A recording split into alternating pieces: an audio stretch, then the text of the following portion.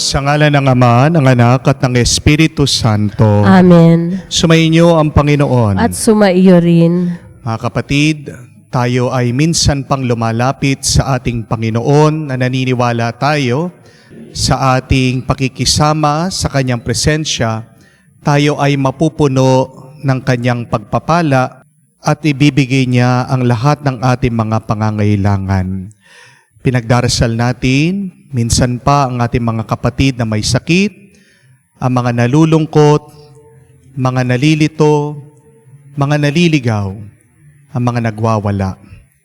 Ganyan din, alalahanin natin at ipagdasal ang mga taong hindi rin masaya sa atin, ang mga taong naiinggit sa atin. Pagdasal din natin ang mga taong naninira sa atin. Hilingin natin ang kapayapaan, naway manatili tayong masaya sa gitna ng mga taong gumagawa ng masasamang plano laban sa atin. Para tayo ay maging karapat-dapat na makatanggap sa mga banal na misteryo, hilingin muli natin ang awa at pagpapatawad ng Diyos. Inaamin ko Sa makapangyarihang Diyos at sa inyo mga kapatid, na lubha akong nagkasala sa isip, sa salita, sa gawa at sa aking pagkukulang. Kaya isinasamo ko sa mahal na Birheng Maria, sa lahat ng mga anghel at mga banal, at sa inyo mga kapatid, na ako'y ipanalangin sa Panginoong ating Diyos. Kaawaan tayo na makapangyarihan Diyos, patawarin tayo sa ating mga kasalanan, patnubayan tayo sa buhay na walang hanggan. Amen. Panginoon, kaawaan mo kami. Panginoon, kaawaan mo kami. Kristo, kaawaan mo kami. Kristo, kaawaan mo kami. Panginoon, kaawaan mo kami. Panginoon, kaawaan mo kami. Manalangin tayo. Ama naming makapangyarihan, ang langit at lupa ay iyong pinamamahalaan. Dinggin mo ang pagluhog ng iyong sambayanan at pagkalooban mo kami ng kapayapaan araw-araw. Sa pamamagitan ni Jesucristo kasama ng Espiritu Santo, magpa sa walang hanggan. Amen. Pagbasa mula sa unang aklat ni Samuel.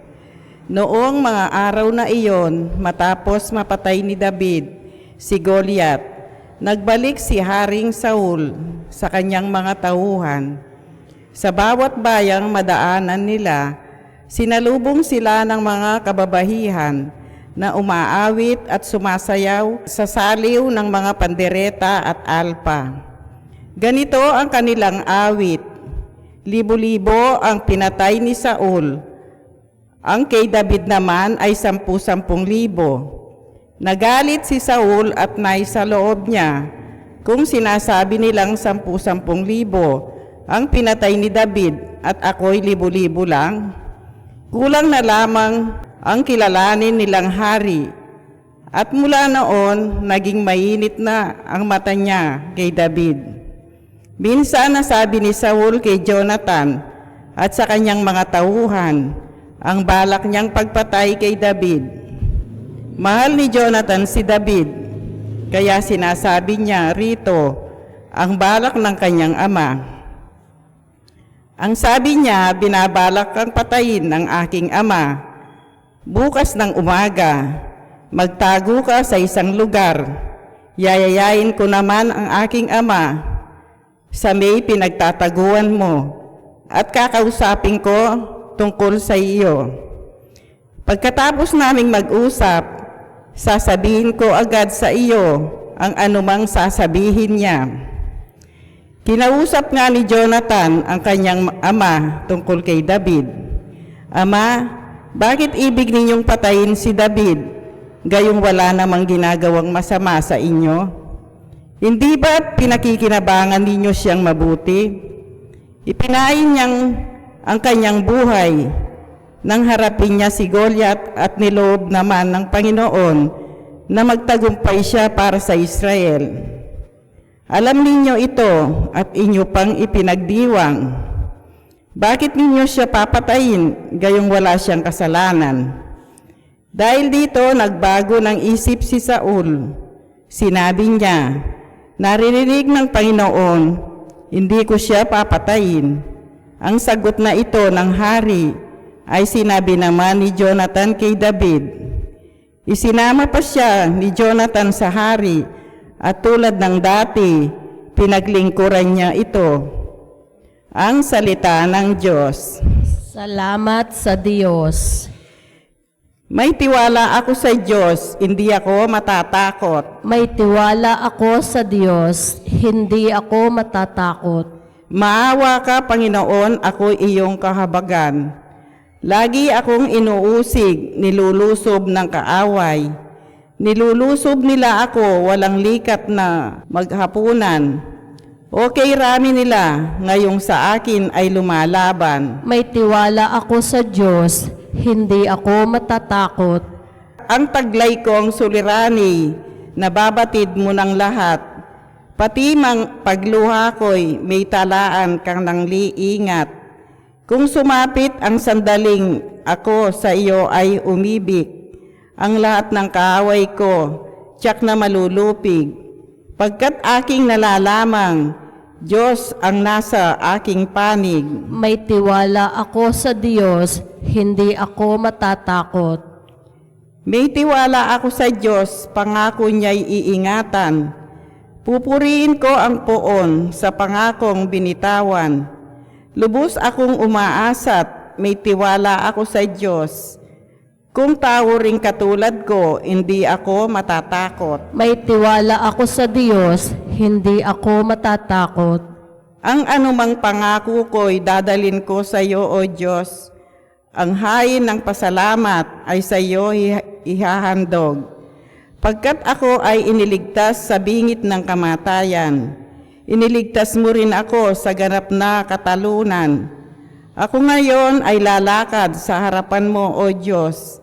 Nataglay ko ang liwanag na ikaw ang nagdulot. May tiwala ako sa Diyos, hindi ako matatakot.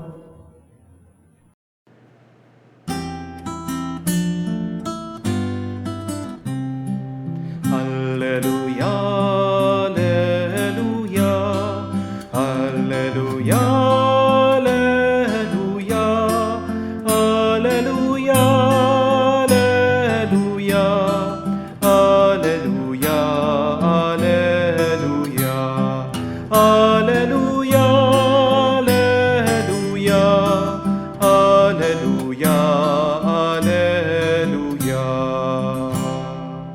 Si Kristo ay nagtagumpay, nalupig ang kamatayan, nagningning ang pagkabuhay. Alleluia, alleluia.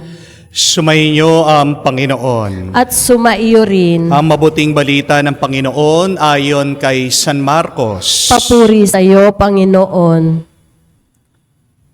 Noong panong iyon, umalis si Jesus at ang kanyang mga alagad ay nagpunta sa tabi ng lawa. Sinundan siya ng maraming tao buhat sa Galilea. Nagdatingan din ang mga napakaraming tao mula Judea, sa Jerusalem, sa Idumea at sa ibayo ng Jordan, at sa palibot ng Tiro at ng Sidon. Nang mabalitaan nila ang lahat ng ginawa ni Jesus, nagpahanda si Jesus sa kanyang mga alagad at ng isang bangka. Magagamit niya upang hindi siya maipit ng mga taong dumaragsa. Marami na siyang pinagaling, kaya't pinagdumugan siya ng lahat na may sakit upang makipo man lamang nila. Bawat inalihan ng masamang espiritu na makakita sa kanya ay nagpapatira pa sa harapan niya at sumisigaw, "Ikaw ang anak ng Diyos." At mahigpit silang pinagbawalan ni Jesus. Ayaw niyang ipasabi kung sino siya. Mga kapatid, ang mabuting balita ng Panginoon. Pinupuri ka namin, Panginoong Heso Kristo. Magandang araw po muli sa inyong lahat. Magandang araw po, Father. Hindi niyo po ba napansin na kahit na anong gawin natin, meron at meron maiinggit sa atin? Amen?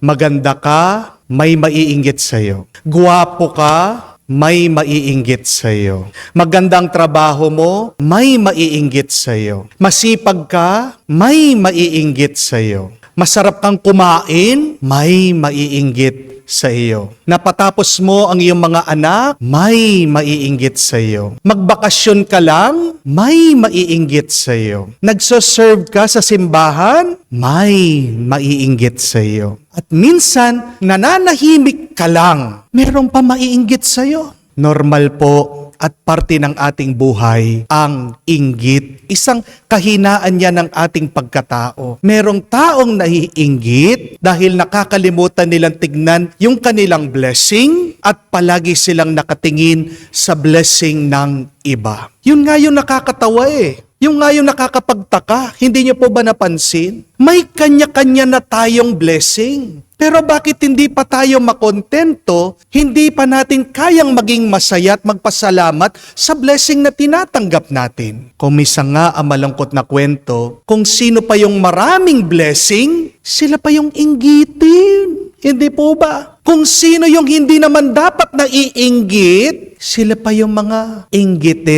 inggitero sa iba. Kamukha po ni Haring Saul. Narinig natin sa unang pagbasa. Sumakit daw ang loob niya. Nagalit siya dito kay David. Natalo na nga ni David yung kalaban nila. Salamat sa kanya, sa kanyang katapatan, sa kanyang lakas ng loob, sa kanyang tapang. Pero bakit daw nainggit itong si Haring Saul? Kasi narinig niya yung mga tao, kumakanta sila, nagdidiwang sila. Anong sabi ng mga tao? Si Haring Saul, nakapatay, nakapuksa ng libo-libo. Pero itong si David, 10,000 libo.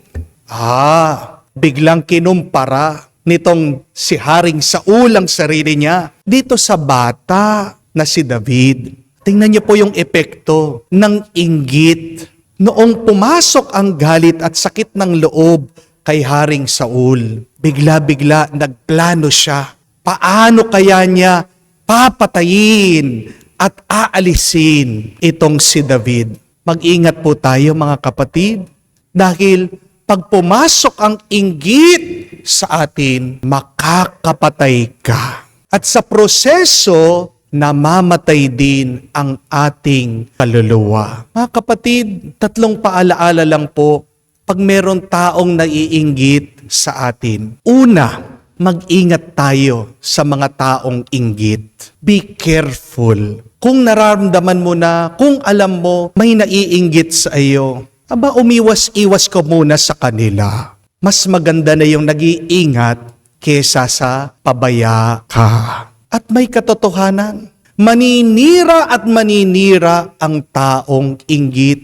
Basahin niyo po, buksan niyo ang inyong Biblia. Marami kayong makikitang kwentong ganyan. Ang unang pagkakasala pa lang, kung maaalala niyo po ang magkapatid na si Cain at si Abel. Nainggit si Cain dito sa kapatid niya, si Abel, dahil mas ginusto daw ng Diyos ang alay ni Abel at hindi pinansin ng Diyos yung alay ni Cain. Kasalanan din naman ni Cain. Kung babasahin niyo po yung kwentong yon, kasi ang inalay niya sa Diyos, hindi yung pinakamaganda, hindi yung pinakaunang bunga. Pero bakit nagustuhan ni Yahweh yung alay ni Abel? Kasi ang binigay niya sa Diyos, yung unang bunga ng kapaguran niya, yung pinakamaganda sa kanyang mga alaga. Tingnan niyo po, dahil sa inggit ni Cain kay Abel, pinatay niya kahit na kadugo niya, kahit na kapatid niya. Mag-ingat po tayo kasi pag merong inggit, walang kapatid. Walang kamag-anak. Hindi mo nakikita na kapatid mo yan, hindi mo nakikita kamag-anak mo yan, wala kang pakialam. Dahil pag inggit ka, mabubulag ka sa galit. Amen? Kung nga po, ang kwento din ng ating Panginoon, kung maaalala nyo, ang mga Pariseo din, nagplaplano kung paano patahin ang ating Panginoong Hesukristo. Bakit? Kasi naiinggit din sila sa Kanya. Pag nagtuturo ang ating Panginoon, ang Kanyang pangungusap, ang Kanyang pagsasalita ay may kapangyarihan. Jesus speaks with authority. Tingnan nyo po, mga Pariseo, memorize nila ang kautusan ng Diyos. Pero ano ang nasa puso nila? Kasamaan. Alam nila ang tama dito sa kanilang isip. pero ang kanilang puso malayo sa Diyos. Ano ang dahilan? Dahil sa inggit. Mga kapatid, mas maganda ng mag-ingat. Kaya pag merong nag-iinggit, lumayo-layo ka muna sa kanila. Be careful with envious people. Pero pangalawa, manatili ka pa ring masaya. Hindi naman ibig sabihin pag nag-iingat ka sa mga taong naiinggit, ay babawasan mo na ang iyong tuwa at galak. Do not mute your happiness because some people are envious and jealous of you. Ganyan tayo mga tao Para maiwasan natin na kainggitan tayo, tatahimik na lang tayo. Magtatago na lang tayo. Hindi natin ipapahalata na tayo ay masaya. Mga kapatid, kung masaya ka, edi magsaya ka. Kung gusto mong magdiwang, edi mag-celebrate ka. Kung gusto mong mag-enjoy, edi mag-enjoy ka sa iyong buhay. Huwag mong itatago ang iyong tuwa, ang iyong galak. Ipakita mo. Bakit? Dahil ba may naiinggit sa'yo? Bawal ka nang ngumiti at tumawa? Dahil ba may naiinggit sa'yo? Hindi ka na poporma o magpapaganda? Dahil ba may naiinggit sa'yo? Hindi ka na dapat kumain ng masarap? Bakit? Yung bang mga naiinggit sa'yo, hinahawakan nila ang iyong kaluluwa? Sila bang may nagmamay-ari ng iyong buhay? You do not owe anything to these people. Remember that. Huwag kang magpapadikta sa mga taong naiinggit sa iyo. Celebrate life. Enjoy life. Thank the Lord for His graces. Pero maganda na rin po yung humble ka. Nagpapakumbaba ka. Be happy. Enjoy life. Celebrate God's graces. But remain humble. Huwag mong pipigilan ang iyong tuwa. Huwag mong babawasan ang iyong saya dahil lang sa mga taong naiinggit sa iyo. Maging kamukha natin ang ating Panginoon na hindi siya nagpaapekto sa mga taong naiinggit at naninira sa Kanya. Pag ayaw ang ating Panginoon, anong ginagawa niya? Umaalis siya at pumupunta siya doon sa mga taong sumusuporta sa Kanya at pinagpapatuloy niya ang Kanyang misyon. Diba, maalala nyo din po ng ating Panginoon, pag nakikikain siya sa mga makasalanan, palagi siyang kinukot siya, palagi siyang nilalait. Pero, kumakain pa rin ng masarap ang ating Panginoon.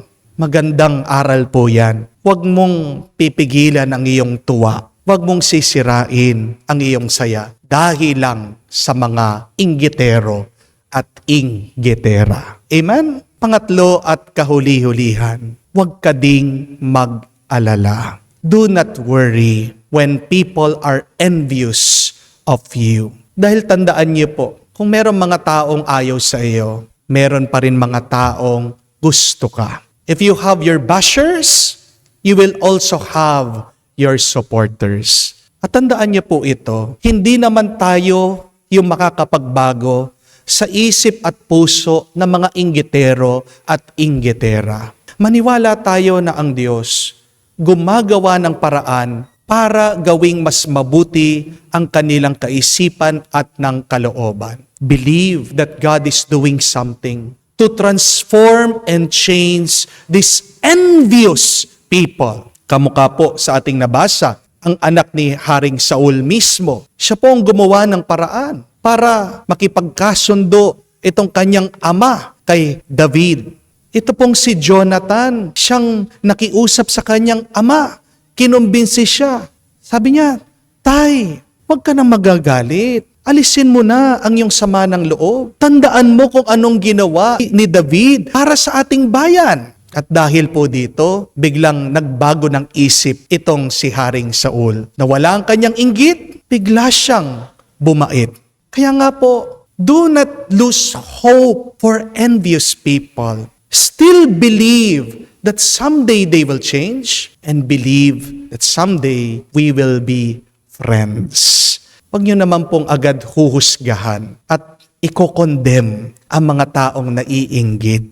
Unawain pa rin natin sila. At dapat nga, kahit na naiinggit sila, tayo maging masaya. Tandaan niyo po ito mga kapatid. Huwag kang madidepress dahil lang may naiinggit sa'yo. Dahil isa lang ibig sabihin, pag may taong inggit sa'yo, merong kang blessing na gusto nilang makuha. Remember, my dear friends, that when you are faithful, many times it will steer the bad spirits in people. Kaya nagre-react yung ibang tao sa iyo, dahil nakikita din nila yung kanilang mga pagkukulang. Huwag ka masyado mag-alala dahil tandaan mo din na walang magagawa ang mga naninira sa iyo para tanggapin mo yung grasya na para sa iyo. Kahit na anong gawin ng ibang tao para siraan ka.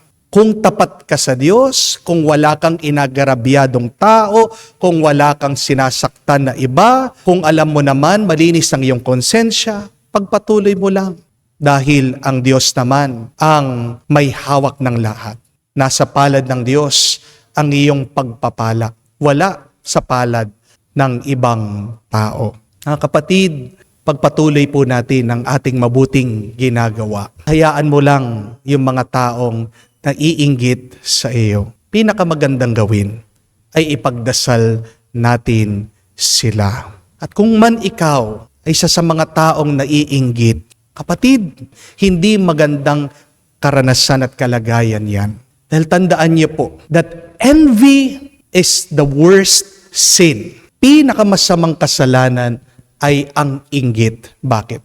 Because it is counterproductive and it is no fun. We do not get any joy and happiness out of it. Tingnan niyo po, pag inggit po kayo, wala kang nakukuhang magandang bunga. Pag inggit ka, wala kang tuwa at wala kang kapayapaan. Kaya pagpatuloy po natin, ipagdasal ang mga taong naiinggit sa atin. Hingin natin muli ang grasya ng Diyos na maging tapat sa ating mga obligasyon, sa ating mga responsibilidad. Kung inggit ka man, magdasal ka na makita mo sana na ikaw din ay pinagpala. Sapat na ang mga grasya na pinagkakalob ng Diyos sa iyo. Umaapaw ang grasya ng Diyos sa iyo. Wala ka dapat ikainggit. Gusto mong maging payapa, palitan mo ang iyong inggit sa pasasalamat. Amen? Amen. Pinadala ng Ama ang kanyang anak upang pagalingin tayo. Manalangin tayo na manalig tayo na hihilumin niya ang ating buong pagkatao, katawan at kaluluwa. Manalangin tayo sa Kanya sa pamamagitan ng kanyang anak at ating sabihin, Panginoon, dinggin mo kami. Panginoon, dinggin mo kami. Ang simbahan sa pamamagitan ng kanyang mga namumuno, naway may tapang na harapin at pasanin ang bigat at hamon ng palagiang pagbabago at pagbabalik loob. Manalangin tayo sa Panginoon. Panginoon, dinggin mo kami. Sa mga taong nangangailangan ng tulong, naway huwag nating isara ang ating puso, bagkus higit na maging aktibo tayong lahat na makibahagi sa gawain ni Kristo ng pagpapagaling at pagbabalik loob. Manalangin tayo sa Panginoon. Panginoon, dinggin mo kami. Ang mga nag-aalaga ng mga may sakit, naway huwag silang mapagod at higit pa silang bigyan ng personal na atensyon at paggalang. Manalangin tayo sa Panginoon. Panginoon, dinggin mo kami. Sa katahimikan po ng ating puso, buksan din natin sa Diyos ang ating mga personal na pangangailangan. Diyos ng aming buhay, tulungan mo kaming magpatuloy ang gawain ni Jesus na magbasbas at magpagaling upang tunay naming maipahayag sa lahat ang mabuting balita ng Kanyang Ebanghelyo. Hinihini namin ito sa pamamagitan ni Kristo, aming Panginoon. Amen.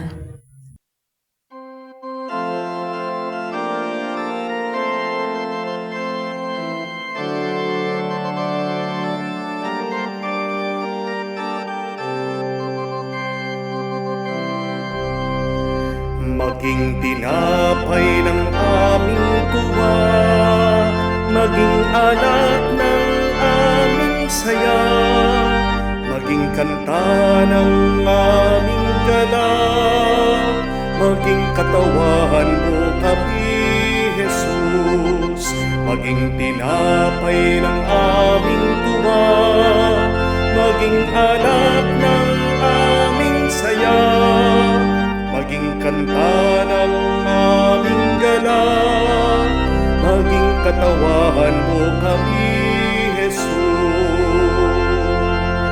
Manalangin kayo mga kapatid para ng ating mga paghahain ay kalugdan ng Diyos amang makapangyarihan. Tanggapin nawa ng Panginoon itong paghahain sa iyong mga kamay sa kapurihan niya at karangalan sa ating kapakinabangan at sa buong sambayanan niyang banal.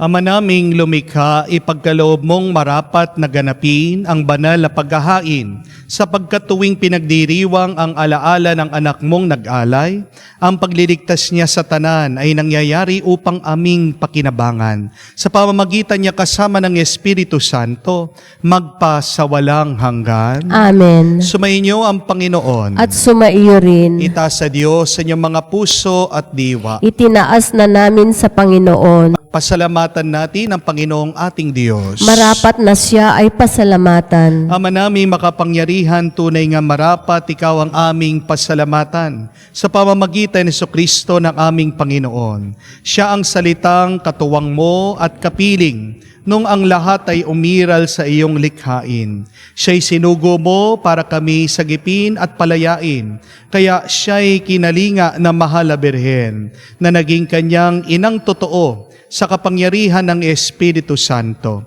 Inako niya sundin ang loob mo at kamti ng sambayan ng banal para sa iyo.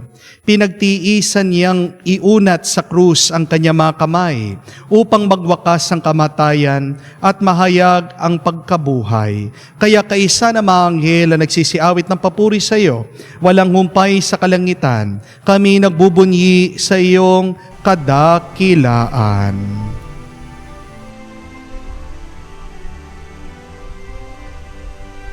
Santo, Santo, Santo, Panginoong Diyos ng mga hukbo, napupuno ang langit at lupa ng kadakilaan mo. Hosana, Hosana, sa kaitaasan, pinagpala ang naparirito sa ngalan ng Panginoon. Hosana, Hosana, sa kaitaasan. Hosana, Hosana, sa kaitaasan.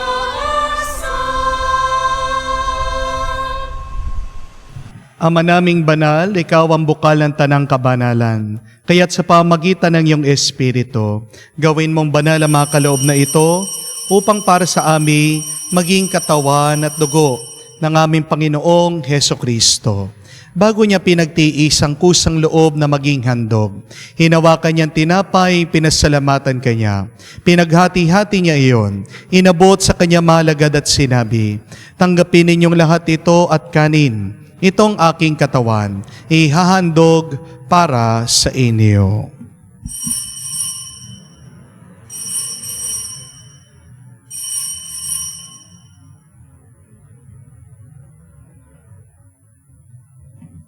Gayon din naman, matapos ang hapunan, hinawakan niya ang kalis. Muli kanyang pinasalamatan. Inabot niya ang kalis sa kanya malagad at sinabi, tanggapin ninyong lahat ito at inumin. Itong kalis ang aking dugo, ng bago at walang hanggan tipan, ng aking dugo na ibubuhos para sa inyo at para sa lahat, sa pagpapatawad ng mga kasalanan. Gawin ninyo ito sa pag-aalaala sa akin.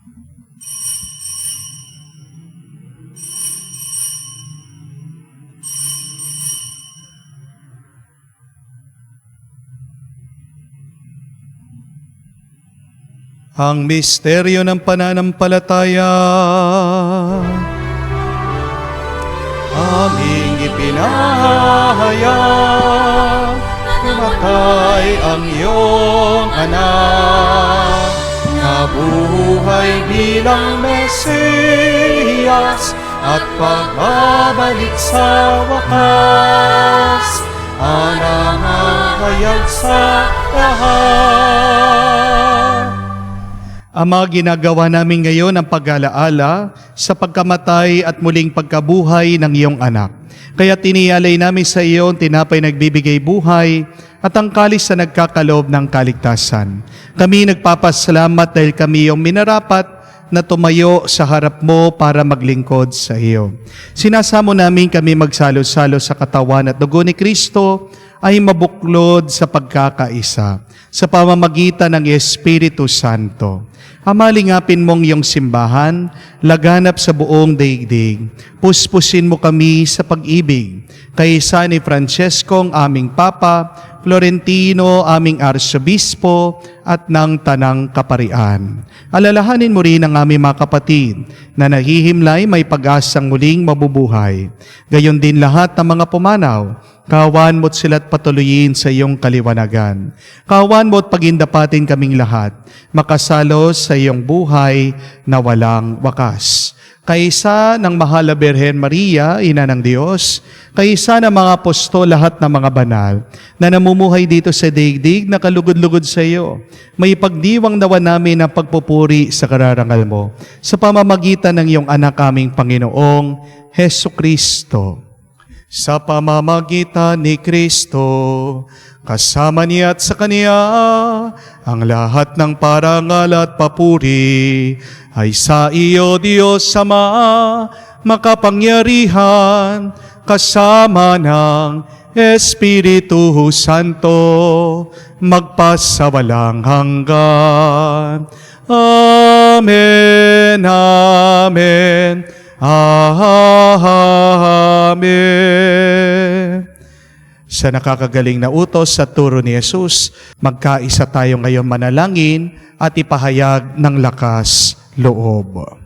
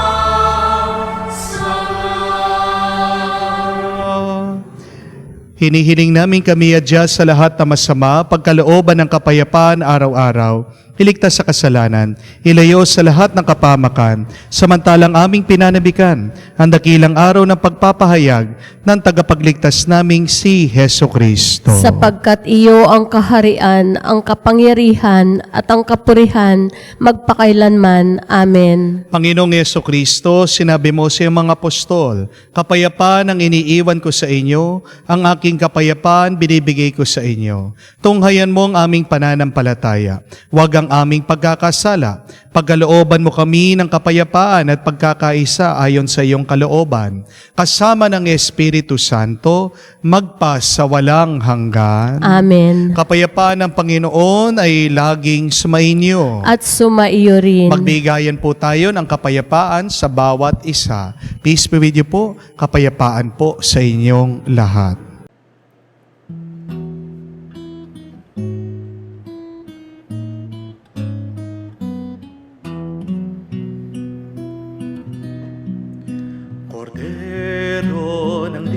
Diyos na nag-aalis ng mga kasalanan ng mundo. Maawa ka sa amin, Kordero ng Diyos, maawa ka.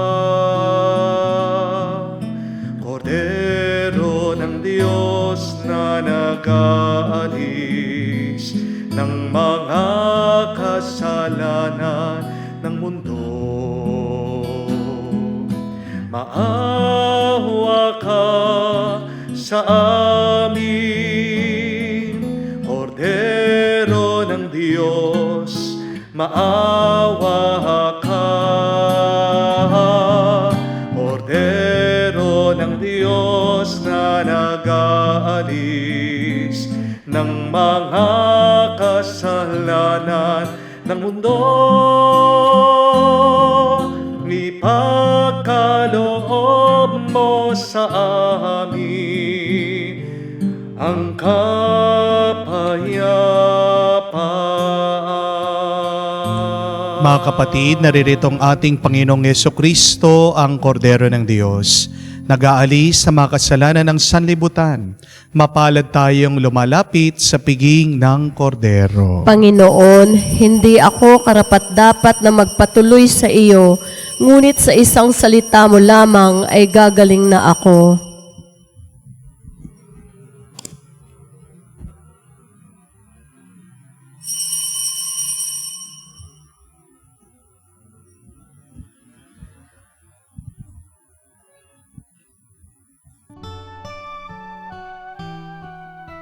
Panalangin para sa espiritual na pakikinabang. Panginoong Yesus, ako'y naniniwala na Ikaw ay nasa kabanal-banalang sakramento. Iniibig kita ng higit sa lahat at ninanasa kong tanggapin ka sa aking kaluluwa. Sapagkat sa mga sandaling ito, hindi kita matatanggap sa sakramento. Tumuloy ka sa espiritu sa aking puso. Niyayakap kita na parabang naririto ka na. Inaalay ko ng buong buo ang aking sariling sa iyo. Huwag mong hayaang mawalay ako sa iyo. Amen. Mula sa lupa, sumibol kang masigla, matapos kang yurakan ng mga masasama. Sumilang ang liwanag ng mga nawawala, tinapay na ang buhay, pagkain ng dukha. Jesu panis vitae donum Patris, Jesu fons vitae aquae. Cibus et totus noster, Cibus et totus noster, in itinere adonum Dei. Manalangin tayo. Ama namin mapagmahal, padaluyin mo sa amin ang batis ng Espiritu ng iyong pag-ibig upang kami pinagsalo mo sa pagkaing iyong bigay para kami pagbuklurin ay makaisa sa pananalig sa iyo sa pamamagitan ni Jesucristo kasama ng Espiritu Santo magpa sa walang hanggan. Amen. Tandaan po natin na ang inggit ay ang magnanakaw ng tuwa. Envy is the thief of joy. And we can never be holy if we are envious. Dahil pag ikaw ay naiinggit, nakakalimutan mo din na ikaw ay pinagpapala. Isang panglaban sa inggit ay pasasalamat. Maniwala tayo na tayong lahat ay binabasbasan ng Diyos. That there is an ordained grace and favor for all of us. Kaya bago mo tignan ang pagpapala, blessing at grasya ng iba, tignan mo muna ang iyong buhay. At araw-araw, matuto kang magpasalamat sa Diyos. Maniwala ka, manalig, na mayroong pinagkakaloob na mabuti ang Diyos sa iyo. Sumainyo ang Panginoon At sumaiyo rin. at pagpalain kayo ng Diyos sa makapangyarihan sa ngalan ng Ama, ng Anak, ng Espiritu Santo. Amen. Ang ating misa ay natapos na. Humayo kayo sa kapayapaan ni Kristo. Salamat sa Diyos.